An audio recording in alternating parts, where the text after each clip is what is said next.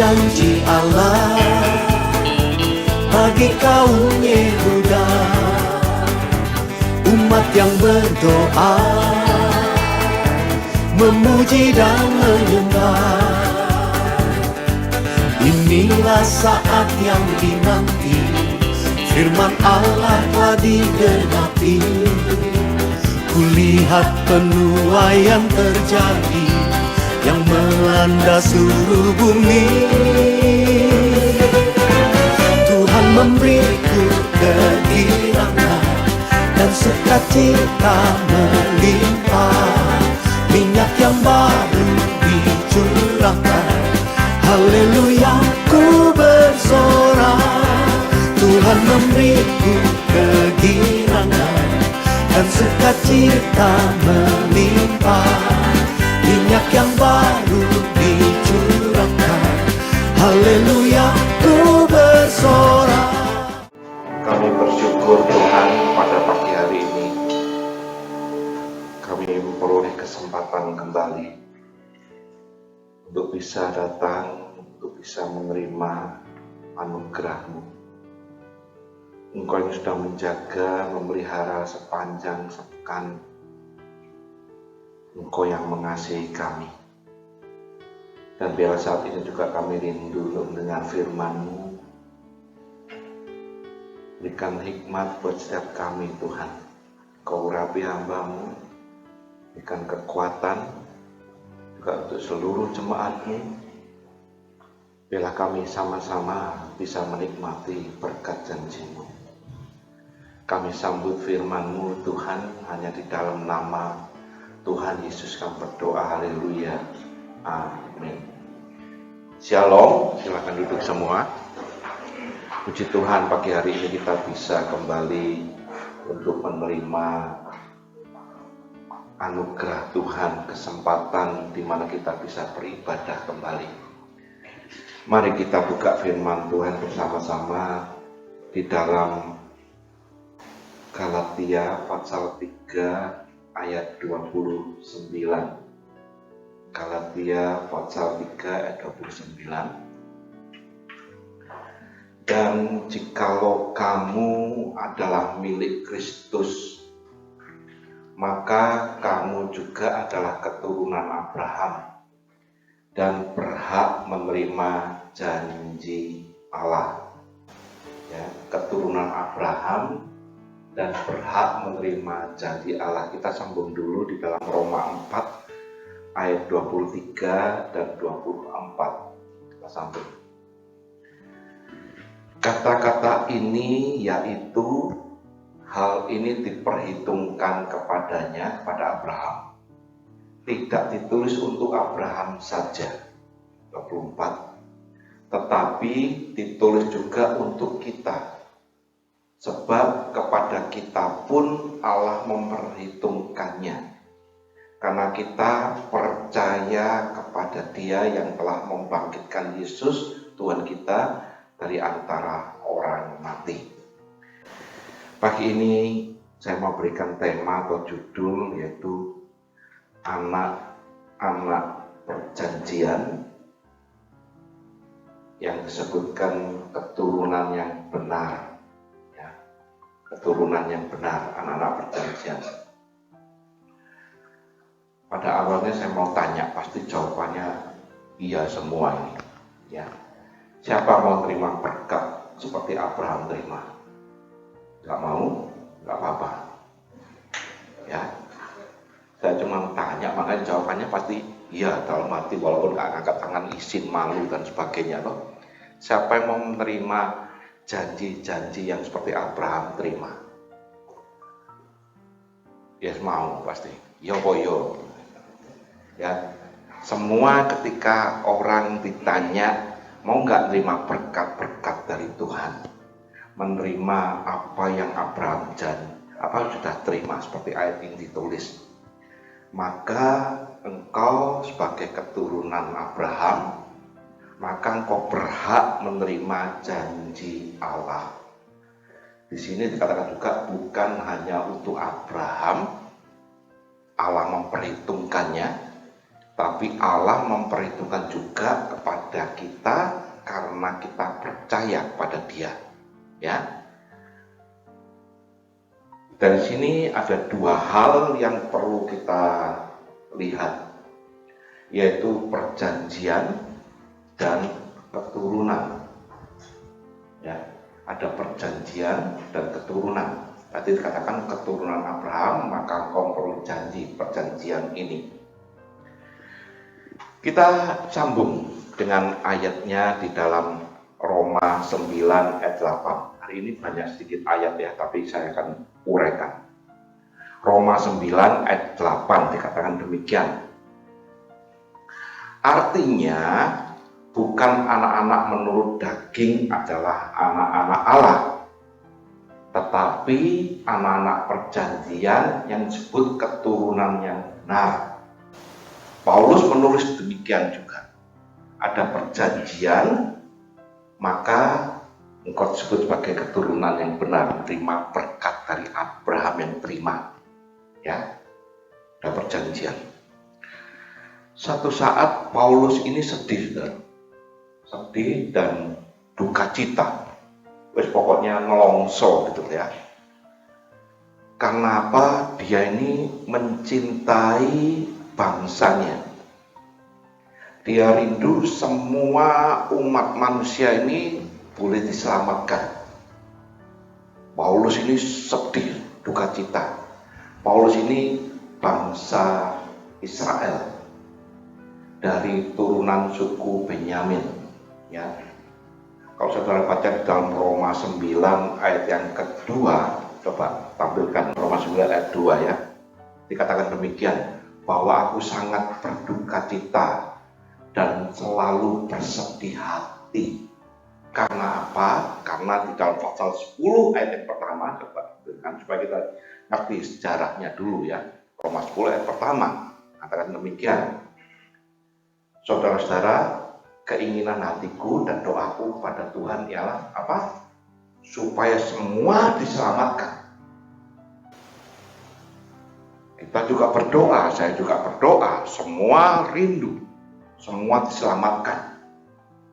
Semua memperoleh apa yang dikatakan di dalam Galatia tadi. Keturunan Abraham memperoleh berkat, memperoleh apa yang Tuhan janjikan. Tapi kenapa Paulus bersedih? Kenapa Paulus berduka cita? Bangsanya ini kenapa? Bangsa Israel ada apa dengan hal ini? Kenapa Paulus menuliskan semuanya ini? Dan dikatakan di dalam ayat yang ke-8, Roma 9 ayat 8 dikatakan, bukan anak-anak menurut daging adalah anak-anak Allah, tetapi ada yang menerima itu adalah anak-anak perjanjian yang disebut yaitu keturunan yang benar. Wah, ketika Paulus menulis hal ini dia sedih. Aduh, berarti anak-anak menurut daging Israel secara jasmani, bangsanya, sukunya itu tidak disebut sebagai anak-anak Allah, tidak disebut sebagai anak-anak perjanjian, tidak disebut sebagai keturunan yang benar. Maka mereka tidak akan menerima berkat seperti yang Abraham terima. Lantas kita bagaimana? Perasaan Paulus ini terjadi sedih, duka cita, merana dan sebagainya juga dialami oleh Tuhan Yesus. Ketika Tuhan Yesus satu saat berdiri di perbukitan dan dia melihat ke bawah kota Israel dan dia melihat Yerusalem, maka ia menangis. Kenapa kok Yesus sampai menangis? Di dalam Matius 23 ayat ke-37, kenapa kok Yesus sampai menangis seperti yang Paulus ini juga tangis? Dikatakan Matius 23 ayat 37 mengatakan, Yerusalem, Yerusalem, engkau yang membunuh nabi-nabi dan melempari dengan batu orang-orang yang diutus kepadamu.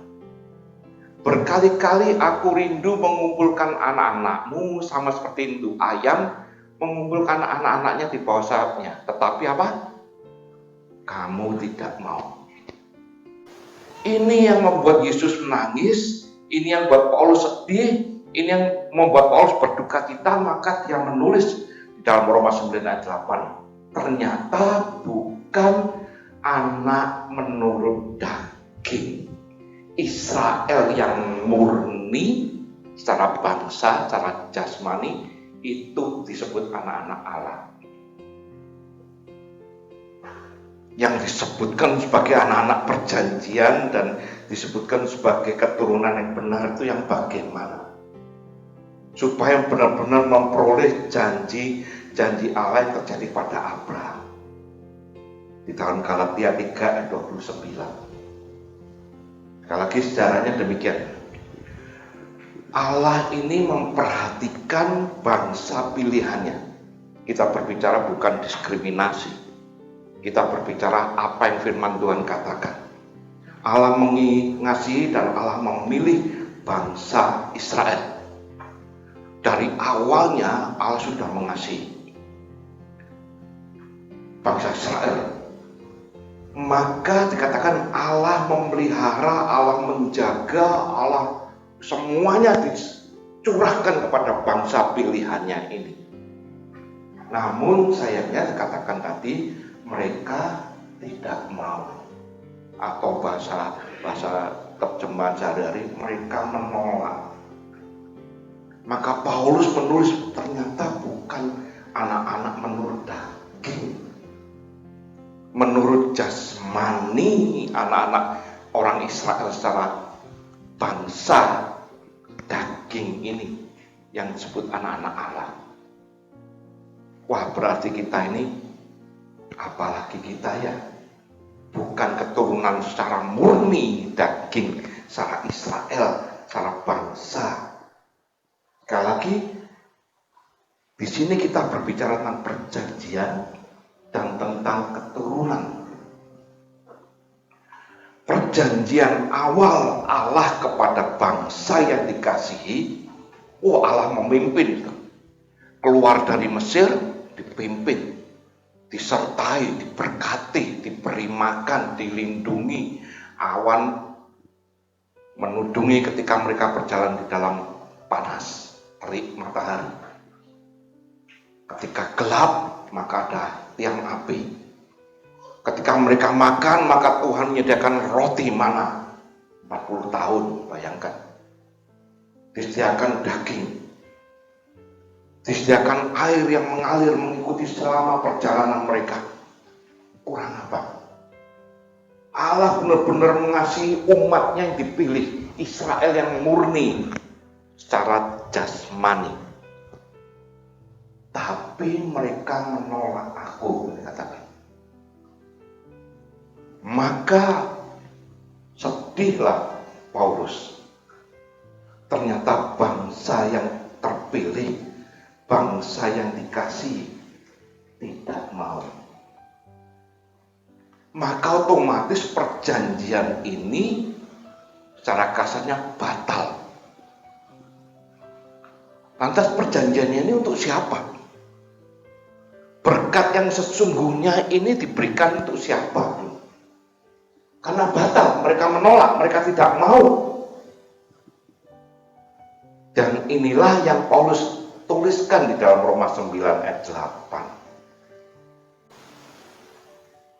Bukan secara daging, bukan secara apa istilahnya, bangsa secara nyata, bangsa Israel ini, tapi anak-anak perjanjian yang benar-benar diadakan perjanjian yang sesungguhnya. Lantas bagaimana caranya? Perjanjian yang sudah batal ini harus ada, karena perjanjian ini harus digenapi.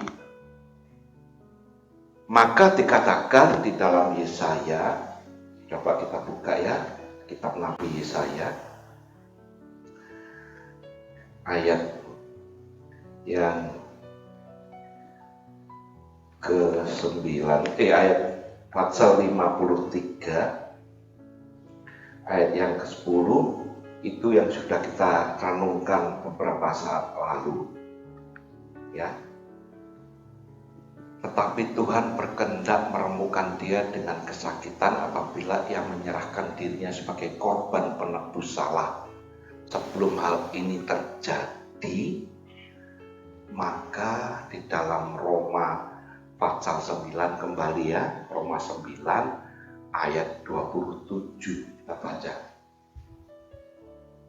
Roma 9:27 dikatakan demikian. Dan Yesaya berseru tentang Israel yang tadi yang menolak. Sekalipun jumlah anak Israel seperti pasir di laut, banyak sekali tidak terhitung, namun hanya sisanya akan diselamatkan. Berarti bangsa Israel bermiliar-miliar, berjuta-juta turunannya, ya, seperti pasir, namun hanya sisanya akan diselamatkan. Waduh, Paulus sedih. Yesus juga menangis, Yerusalem, Yerusalem. Karena Israel ini menolak, dikatakan mereka tidak mau. Lantas apa yang akan dilakukan? Perjanjian yang bagaimana supaya digenapi seperti yang di dalam Galatia tadi kita baca. Maka di dalam ayat 28 dikatakan demikian. Sebab apa yang telah difirmankannya, perjanjian berkat ini yang difirmankannya akan dilakukan Tuhan di atas bumi dengan sempurna dan segera. Waduh, berarti ada hal istimewa yang dilakukan oleh Tuhan supaya perjanjian yang ditolak oleh bangsa yang murni ini terjadi kepada bangsa-bangsa lain. Harus dilakukan dengan sempurna dan segera. Wah, segeranya bagaimana? Ayat yang ke-29.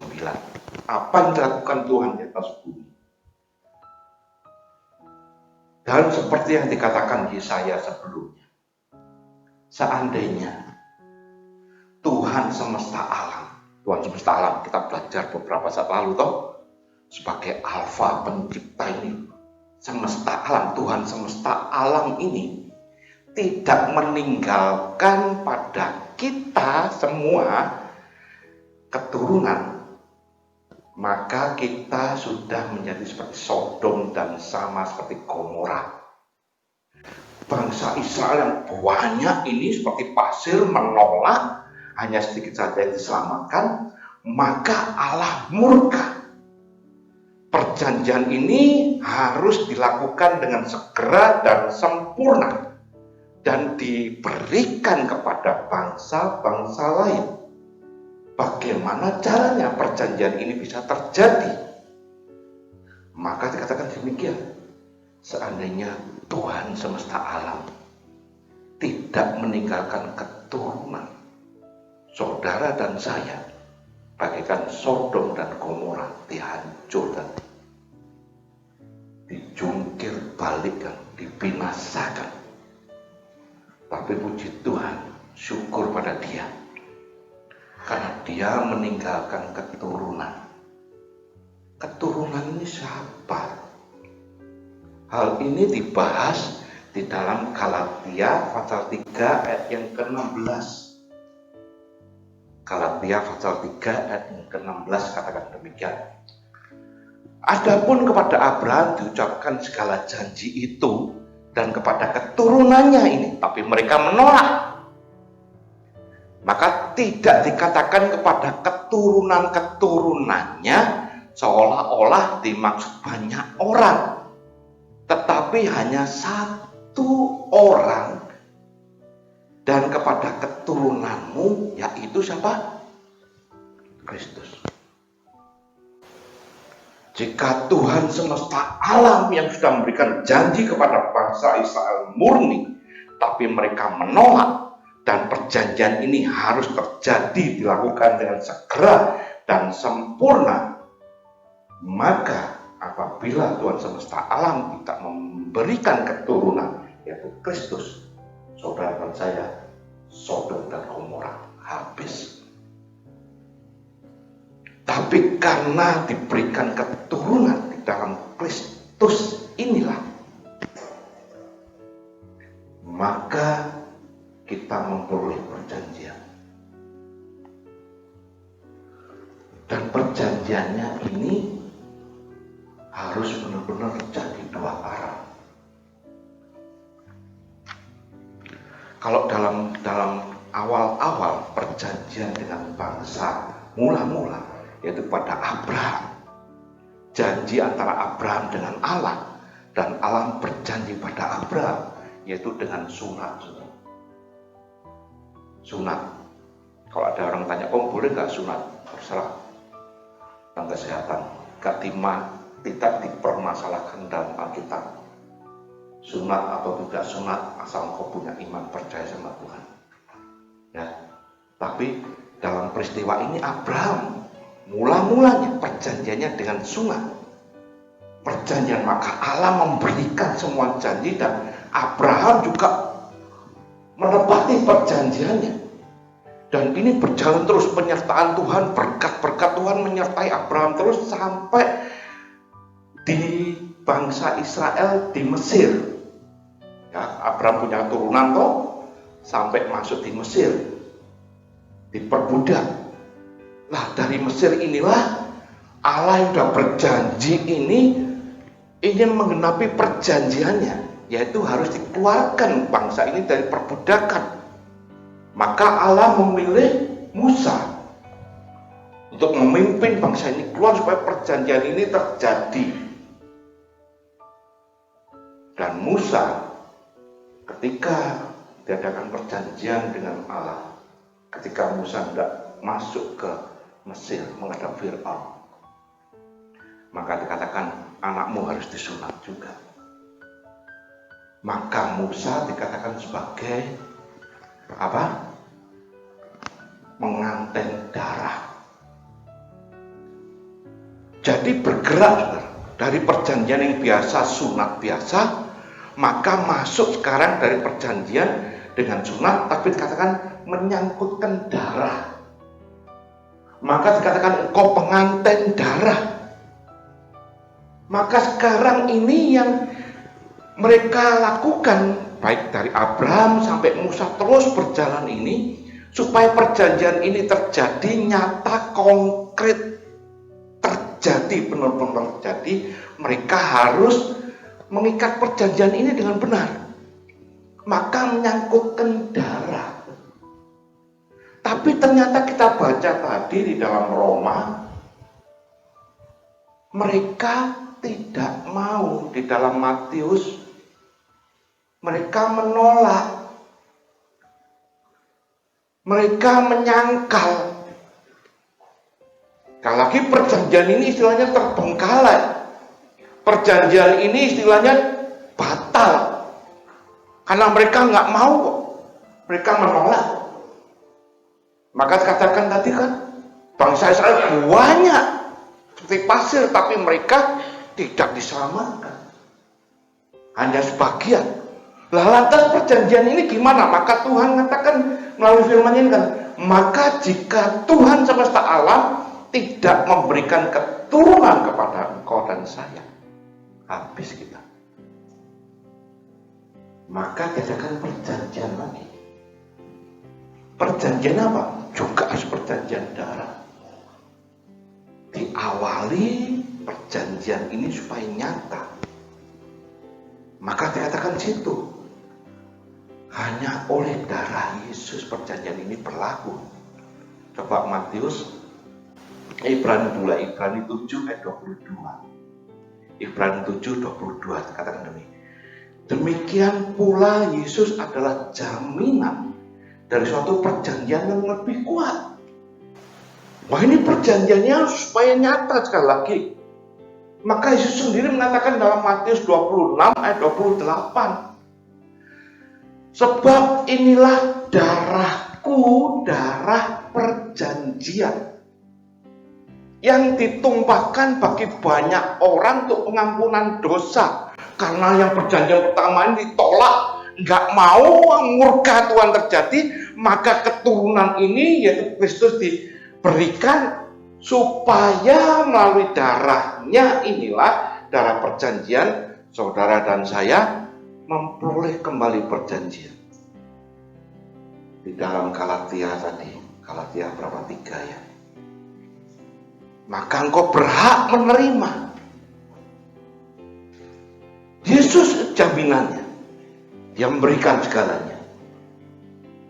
Ibrani 7 ayat 25. Ibrani 7 ayat 25. Karena itu ia sanggup juga menyelamatkan dengan sempurna semua orang yang oleh dia datang pada Allah. Sebab ia hidup senantiasa untuk menjadi pengantara. Ia sanggup menyelamatkan. Bukan seperti Sodom dan Gomora kembali. Karena ada perjanjian yang sudah dikerjakan ini. Coba pasal 5 ayat 9. Ibrani 5 ayat 9. Sedikit banyak ayat ya. Menjelaskan apa maksud apa.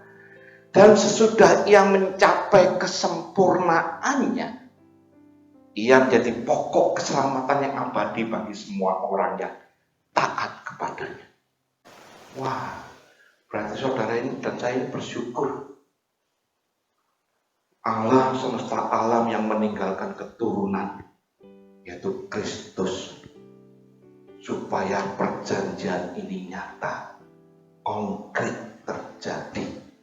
Bukan hanya kepada keturunan Israel secara jasmani dalam Roma 9:8, bukan secara daging, tapi dikatakan ketika Kristus ini diberikan, maka perjanjian ini terjadi melalui darahnya, darah perjanjian. Maka ketika ia mencapai kesempurnaannya, ia menyelesaikan dengan sempurna. Dikatakan tadi ya, di dalam Roma 9 ayat yang ke-28 toh. Sebab apa yang telah difirmankannya akan dilakukan Tuhan juga di atas bumi dengan sempurna.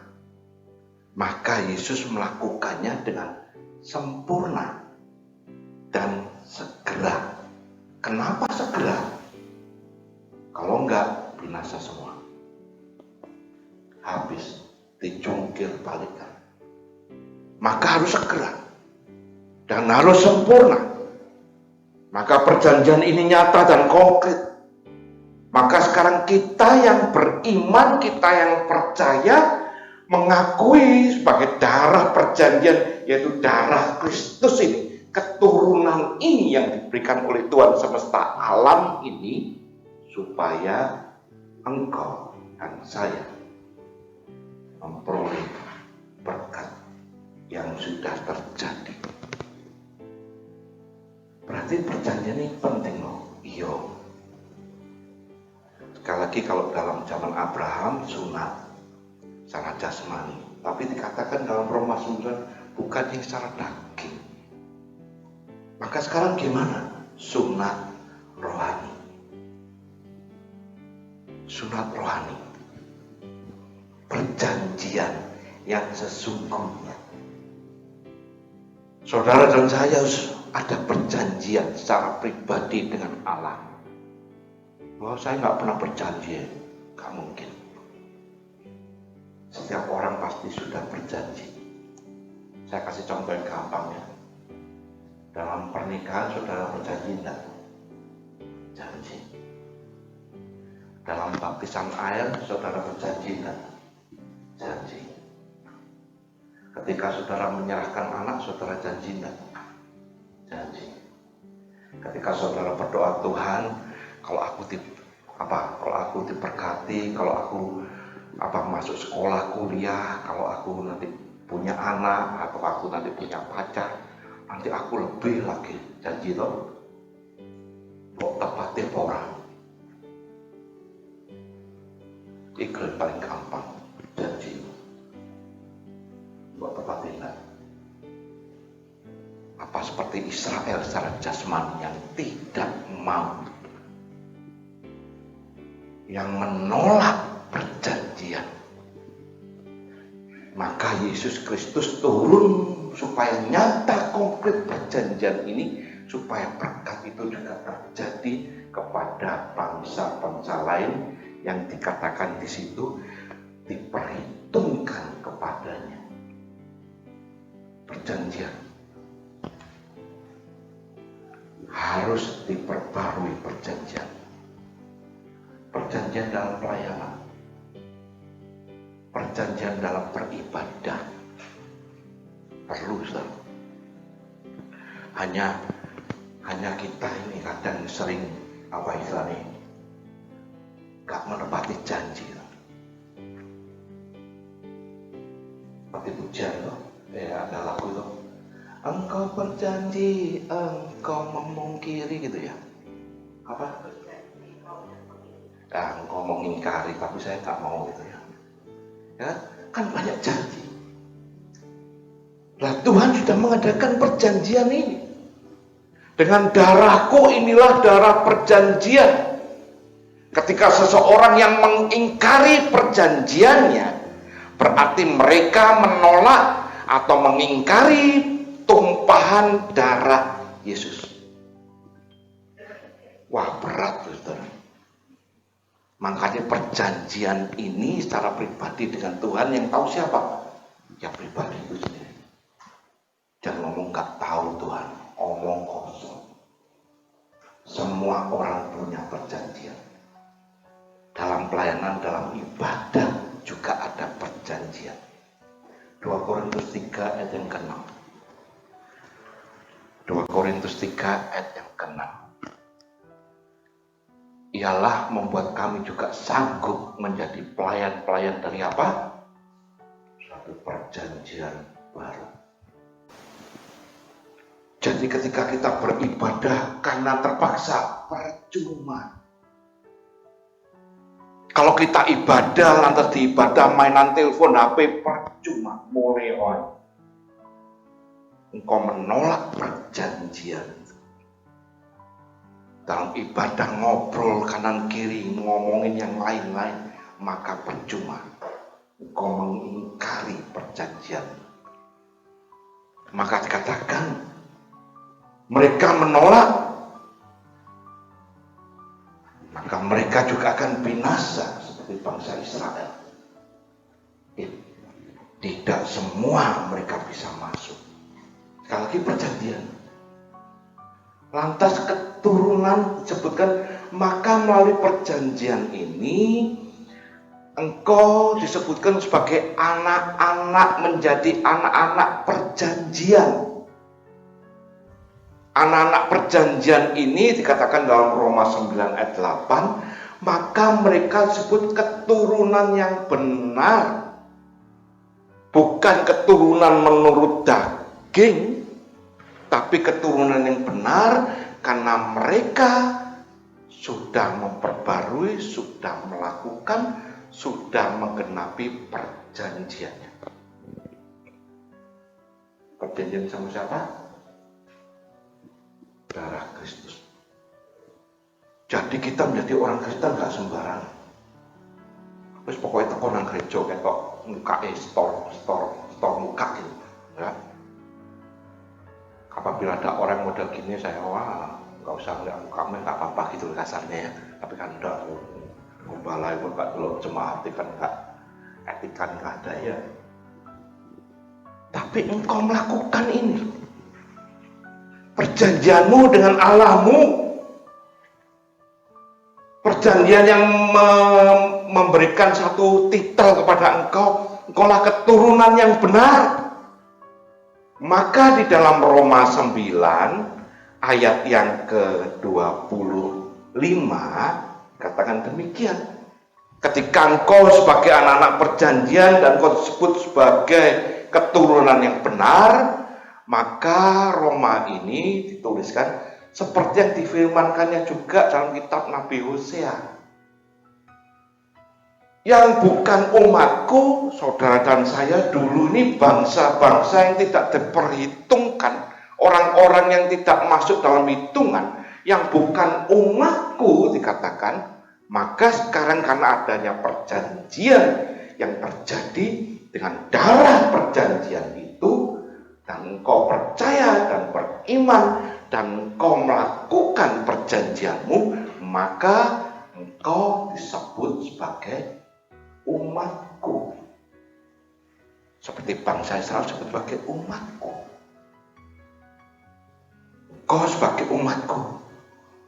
Yang dulunya engkau sebagai musuh, maka dikatakan engkau bukan kekasih, maka sekarang sebagai kekasih. Maka disebutkan juga, maka engkau juga disebutkan sebagai anak-anak Allah yang hidup. Wah, 3 jabatan, 3 titel ini nggak main-main. 3 jabatan titel ini sebagai umat, sebagai kekasih, sebagai anak-anak Allah yang hidup, itu pernah dialami dalam perjalanan bangsa Israel mula-mula. Minta berkat. Makanya dari awal saya tanya, siapa mau minta berkat? Karena engkau umatku, berkat ada. Minta penyertaan Tuhan, perlindungan Tuhan, karena engkau kekasihku. Tadi pujian toh, pakai biji mata terjadi. Engkau kekasihku, engkau apalagi umatku, pakai anak-anak Allah yang hidup. Hal ini berbicara bukan hanya di tempat di bumi ini yang dilakukan dan sudah terjadi. Maka Yesaya 53 ayat yang ke-10 dikatakan demikian.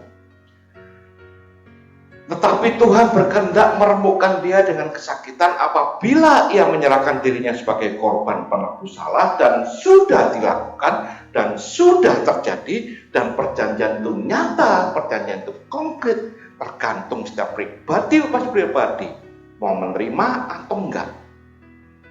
Apabila seseorang menerima perjanjian itu dan menggenapinya dan melakukan perjanjian darah ini, maka dikatakan ia akan melihat keturunannya. Siapa keturunannya? Keturunan yang benar. Di Roma 9 ayat 8. Maka engkau disebut sebagai anak-anak Allah, sebagai keturunan yang benar. Maka engkau disebut sebagai anak-anak perjanjian, disebut sebagai keturunan yang benar. Maka nanti ia akan melihat keturunannya. Maka Paulus tadi menangis kan? Ya, ingin semua diselamatkan. Untuk apa? Bisa bertemu muka dengan muka pada akhirnya. Maka ayat ini mengatakan, ketika saudara dan saya menerima perjanjian dan melakukannya, maka ia akan melihat keturunannya. Saudara dan saya akan bertemu muka dengan muka. Keturunan yang benar itu dikatakan juga di situ, maka ia akan umurnya akan lanjut, saudara. Hidup kekal di surga. Ini berbicara untuk kehidupan, ya. Dan juga dikatakan engkau juga, maka disebutkan sebagai anak-anak Allah, children of the promises, anak-anak perjanjian, anak-anak Allah yang hidup. Wah, ini satu kebanggaan bagi orang Kristen, orang yang percaya, bukan hanya percaya saja, tapi melakukan perjanjian. Maka Roma 9 ayat 8 tadi kata, engkaulah anak-anak perjanjian, engkaulah keturunan yang benar. Bagaimana caranya? Lakukan perjanjian. perbarui perjanjian, genapi perjanjian. Dalam hal apa? Engkau sendiri yang berjanji. Dalam segala hal, perbarui. Karena Dia yang sudah memberikan janji. Supaya apa? Supaya engkau disebut sebagai keturunan yang benar. Maka Roma 4 ayat 23, kita ulang lagi sebagai ayat penutup.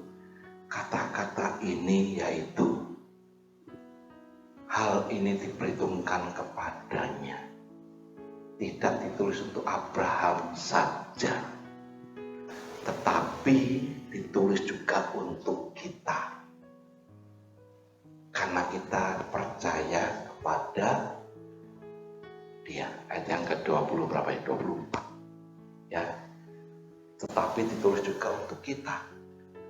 Sebab kepada kita pun Allah memperhitungkannya. Karena kita percaya kepada Dia yang telah memberikan Yesus Tuhan kita dari antara orang. Siapa mau menerima berkat? Sekali lagi saya tanya. Semua loh lakukan perjanjian. Perbarui perjanjian dalam segala hal. Ya. Perjanjian apa? Engkau yang tahu. Jangan pura-pura enggak tahu. Engkau yang tahu. Dan siapa yang tahu lagi? Tuhan. Kalau kau pura-pura mengingkari, berarti engkau mengingkari perjanjian. Ya. Maka Galatia 3:29. Engkau berhak menerima seperti yang Abraham terima. Ya. Jadi mereka yang hidup dari iman, mereka yang diberkati bersama-sama dengan Abraham yang beriman. Itu. Amin. Mari kita berdoa. Bapa, terima kasih Tuhan, Engkau yang sudah memberikan firman-Mu, janji-janji-Mu itu iya dan amin. Maka saat ini kami menyadari Tuhan, supaya kami juga memperbarui setiap janji kami kepada-Mu, sehingga kami boleh disebut sebagai anak-anak perjanjian, dan kami disebut sebagai keturunan yang benar, sebagai umat-Mu, sebagai kekasih-Mu. Maka Engkau yang sudah memelihara bagaikan biji mata-Mu Tuhan. Engkau yang menjaga, melindungi, bahkan Engkau yang memberkati. Biarlah saat ini kami lebih mengerti lagi. Setiap kami hidup, kami berjanji kepada-Mu. Bukan hanya janji, tapi biarlah kami melakukan, menepati, menggenapi janji kami kepada-Mu secara pribadi. Karena Engkau yang sudah berkorban buat kami. Engkau yang sudah memberikan segalanya buat kami. Maka biarlah kami juga memperolehnya. Karena kami anak-anak. Terima kasih Bapa untuk firman-Mu. Biarlah saat ini kami lebih lagi menjadi dewasa secara rohani. Lebih mengerti lagi apa yang Engkau rindukan dalam hidup kami. Pelayanan dalam ibadah, kami lebih sungguh-sungguh lagi, tidak main-main. Tapi kami benar-benar memberikan yang terbaik untuk Engkau. Terima kasih Tuhan. Kami bersyukur untuk semuanya ini. Segala puji hormat hanya bagi-Mu. Terima kasih Bapa.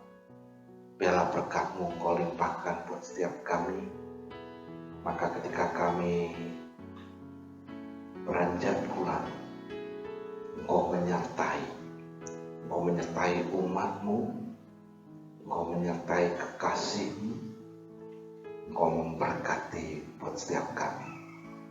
Maka saat ini kami mengangkat tangan kami berserah dan kami bersyukur. Maka Engkau turun tangan untuk memberkati.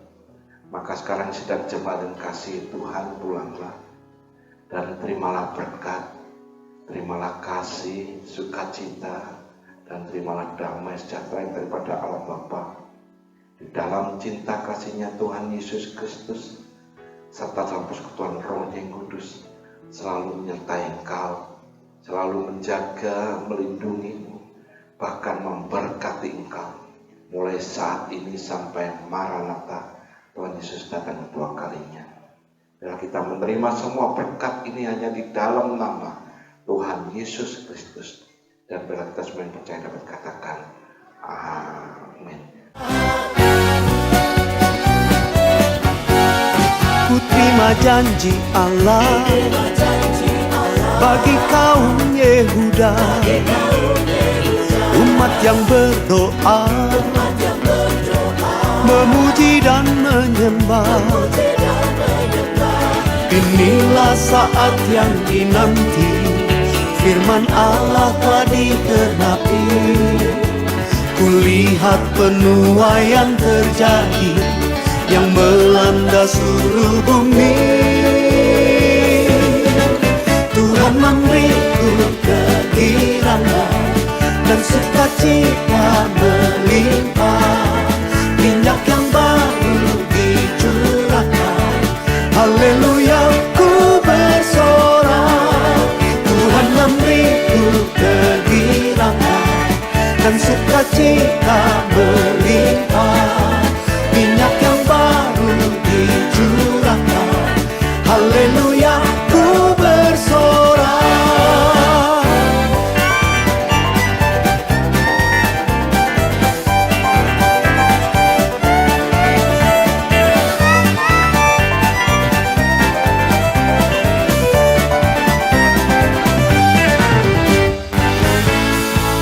Tuhan memberiku kegirangan dan sukacita melimpah.